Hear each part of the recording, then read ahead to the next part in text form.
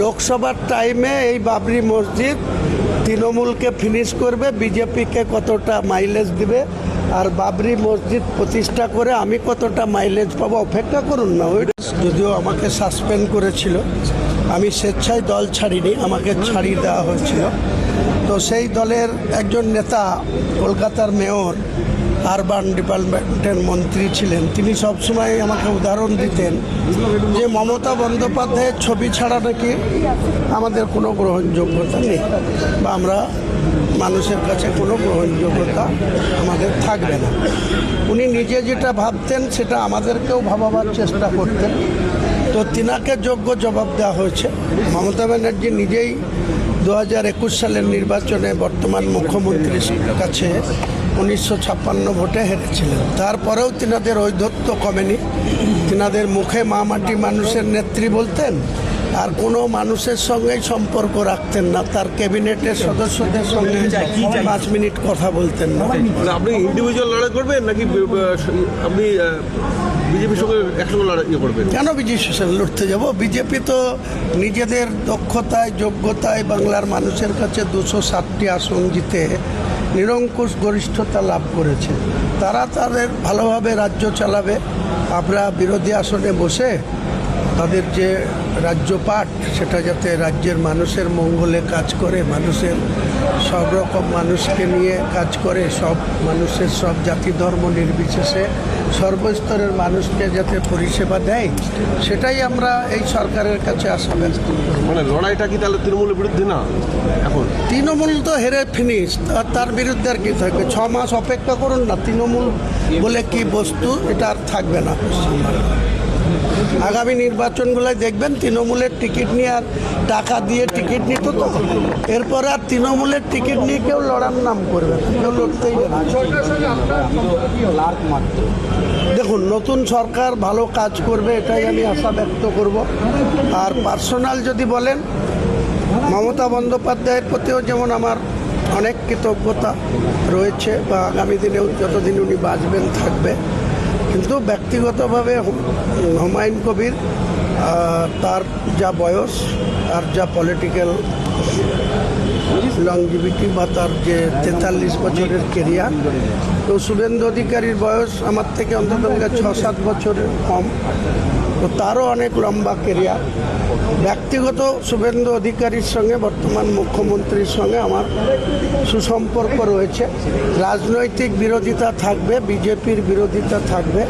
আমার আমজনতা পার্টির পক্ষে থেকে বৃদ্ধি করার জন্য, পার্টিকে শক্তিশালী করার জন্য আমার পদক্ষেপ থাকবে। দেখুন না, বাবরি মসজিদ রাম মন্দির করে ভারতবর্ষের ক্ষমতায় এসছে। বাবরি মসজিদের ইস্যু তুলেছিলাম বলে বাবরি মসজিদের বিরোধিতা করে 207-এ পৌঁছেছে। আবার 29 আর 12 আছে, আর 1 আছে। লোকসভার টাইমে এই বাবরি মসজিদ তৃণমূলকে ফিনিশ করবে, বিজেপিকে কতটা মাইলেজ দিবে, আর বাবরি মসজিদ প্রতিষ্ঠা করে আমি কতটা মাইলেজ পাবো অপেক্ষা করুন না। হ্যাঁ, একাই তো লোকসভায় একাই লড়াই করব। আমি কোনো পার্টির সঙ্গে অনেক তেল মেরেছি। মোহাম্মদ সেলিম, আইএসএফের নেতা, কংগ্রেসের নেতাদের অনেক বলেছিলাম। তারপরে মিম, তার সঙ্গে তো জোট হয়েছিল। তারা একটা ভিও বা এআই ভিডিওকে সামনে রেখে 12 কোটি টাকা খেয়ে নিল। এই ইমরান সোলাঙ্কি বলে স্টেট প্রেসিডেন্ট, ওয়াইসির মতো যোগ্য সম্পন্ন ব্যক্তি সেটাকে যাচাই না করে।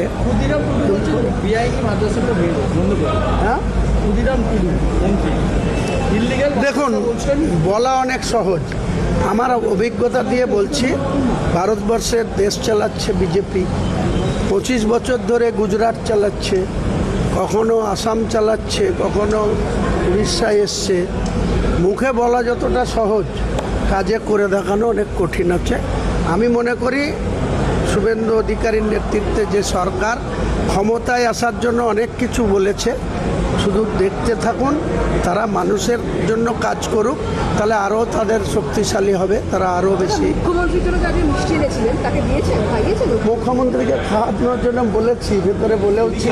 উনি বললেন যে আমি চেম্বারে গিয়ে ডেকে পাঠাবো। দুর্ভাগ্যবশত যখন চেম্বারে ঢুকেছিলেন তখন আমি অন্য কাজে ব্যস্ত ছিলাম, উনি বেরিয়ে গিয়েছেন। যদি আসে ভালো, নাহলে ওনার যারা লোক আছে তাদের হাতে দিয়ে দেব। কি কি মিষ্টি খাওয়ালেন? আমি তো নিয়ে এসেছি বিখ্যাত ছানা বড়া মুর্শিদাবাদের, আর মনোহারা, দুটোই আমাদের মুর্শিদাবাদে শ বছর ধরে যারা মুদির এই মিষ্টির ভাণ্ডার, কালীমাতা মিষ্টান্ন ভাণ্ডার, এটা অনেক নাম করা মিষ্টি।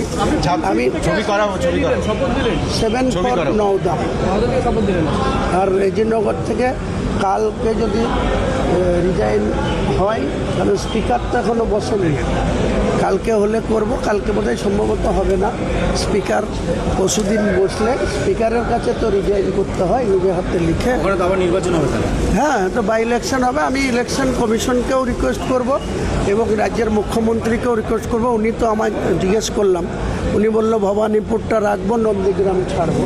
তাহলে আমি নওদা রাখছি, রেজিনগর ছাড়ছি। এই দুটো আসনে যাতে আগস্টের মধ্যে বাই ইলেকশনটা হয়।